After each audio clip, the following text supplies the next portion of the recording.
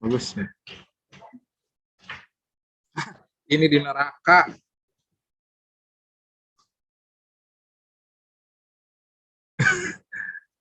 Nah, gimana yang ngeblur tuh ya? Ah, ini aja.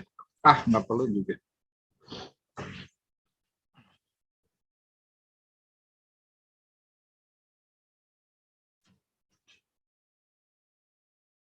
Nah, ini bukan sekarang kohesi. Kohesi ya? Kemarin sudah tema rema bukan? Iya, Pak. Menghitung kepadatan leksikal ya kemarin ya? Iya, Pak. Nah, Iya. sekarang kohesi nih, perangkat kohesi. Kohesi itu kan kepaduan. Jadi ketika menulis paragraf atau teks itu kan harus padu. Jadi alat kohesi itu yang pertama di minggu kemarin itu kan clause complexes. Yang parataksis, hipotaksis dan logikosemantiknya juga sama. Itu merupakan hubungan antar klausa seperti apa, logikosemantiknya seperti apa, kemudian taksisnya seperti apa. Itu bisa dilihat nanti kohesi tidaknya, padu tidaknya satu teks. Terus untuk menganalisis kohesi di dalam teks itu juga tema rema yang minggu kemarin tuh. Jadi teks itu kan tekstil, harus padu. Nah, di situ kan benangnya bisa kelihatan ada beberapa pola. Itu bisa memakai thematic progression. Kemudian yang ini nih,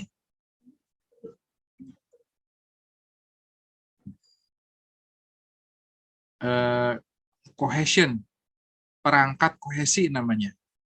Atau bahasa Inggrisnya mah cohesive device. Perangkat kohesi apa saja yang perangkat apa saja yang bisa digunakan untuk membuat teks itu padu, nyambung.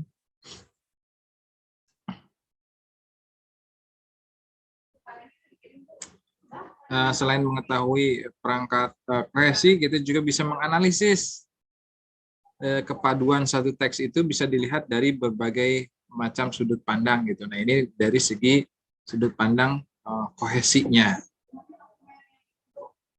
Kalau mau diborong juga bisa nih.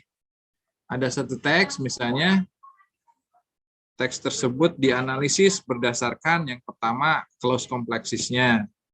Yang kedua dilihat dianalisis berdasarkan tema remanya.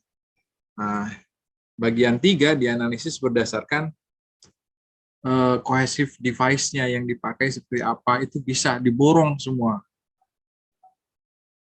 Buat sih, tapi lama pasti nanti analisisnya. Jadi di tesnya itu dengan berbagai macam, katakanlah di sini alatnya gitu. Oh, berdasarkan clause complexes-nya seperti ini, berdasarkan tema remanya seperti ini, pola yang dipakai ini berdasarkan kohesi, perangkat kohesinya seperti ini gitu. Jadi lengkap di sana. Cohesion itu apa nih? Cohesion refers to the resources within a language that provide continuity in a text over the above that provided by clause structure and clause complexes. Continuity itu kata kuncinya. Jadi nyambung terus.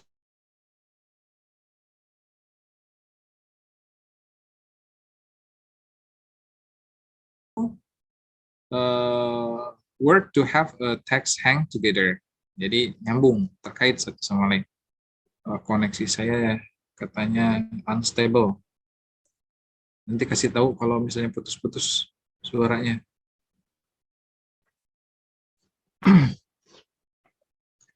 Nah, internet yang putus-putus itu artinya tidak kohesi namanya. Tidak padu gitu. Kemudian reference. Nah, ini salah satu perangkat kohesinya. Kohesi device-nya yang pertama adalah reference. I think you already know the concept of reference before in the traditional grammar, but here we will have a little bit more complicated about it. It will be divided by the reference itself, and then the retrieval, and then the mode. Yang teman-teman sudah ketahui yang namanya reference itu kan rujukan ya. Contoh paling umum itu kan rujukannya it. Nah, it itu kan salah satu reference. Rujukan. Nah, it merujuk kemana biasanya itu. Karena ada rujukan di dalam pronoun it, misalnya di sini nih.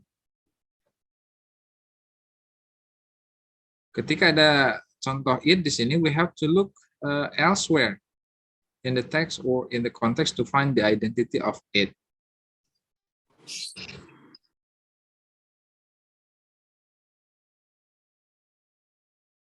Jadi si it itu bisa kita telusuri di dalam teks tersebut kan itu. Nah, berbicara reference, oke, itu contohnya sudah umum.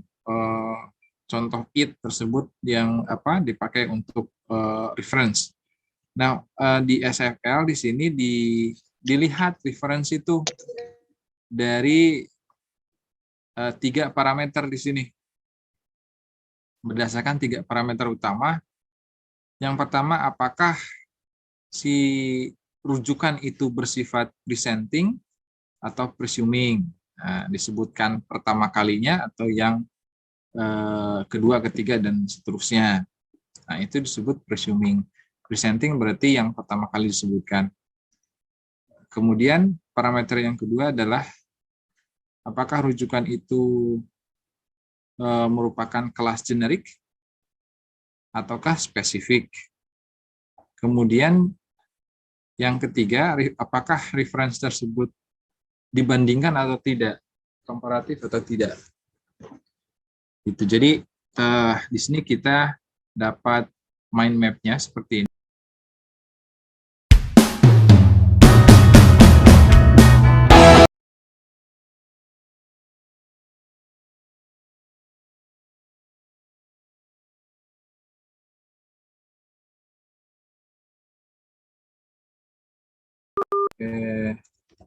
This is the general classifications of reference, the 3 main parameters, whether difference generic or specific, presenting or presuming, comparisons or not.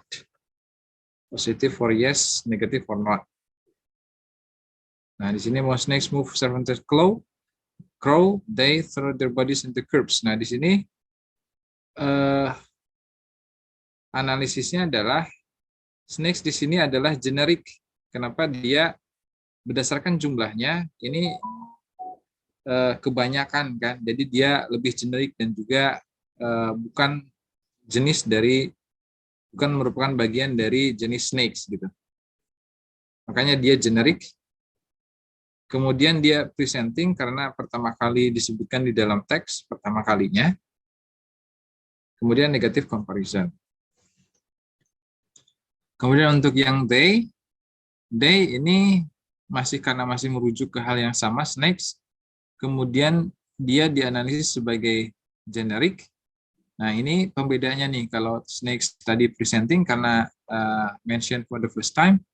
Kalau yang they di sini dia presuming karena sudah disebutkan yang kedua kalinya, sub-mention. Kemudian dia negative comparison. Nah, mungkin teman-teman bertanya, ini yang comparison seperti apa sih? Nah, ini di contoh yang kedua. Yang kedua, we saw lots of snakes at Reptile World. Some of them came out of the logs and ate the dead mice.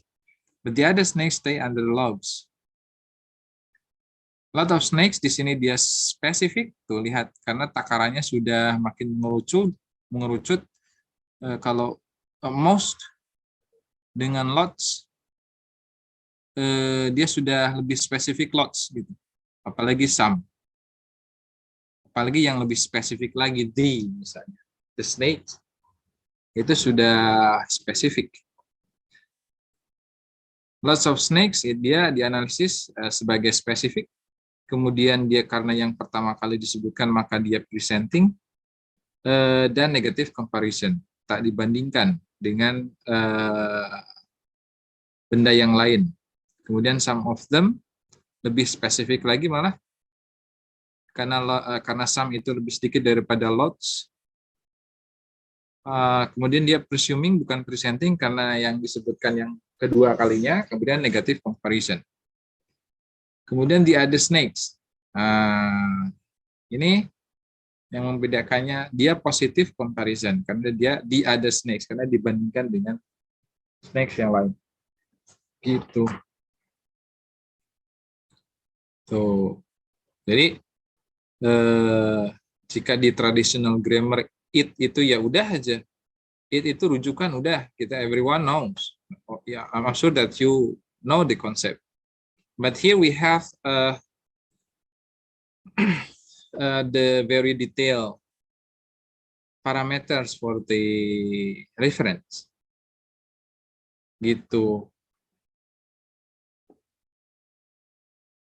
Jadi si it itu dia dianalisis lebih detail di sini. Gitu teman-teman ya. Oke, selanjutnya adalah retrieval.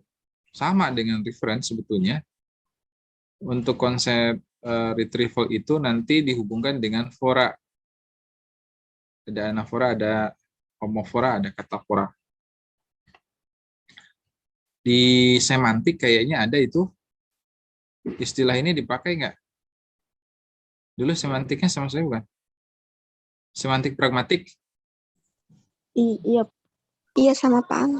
Sama saya ya? Nah, disebutkan yang anaforanya itu waktu itu sama Said kan, kita pakai buku Said.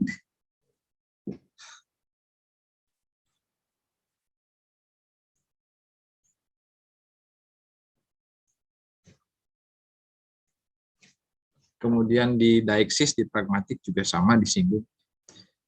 Nah, rujukan fora. Anafora dia merujuk ke hal yang disebutkan sebelumnya di dalam teks. Kalau lawannya itu katafora.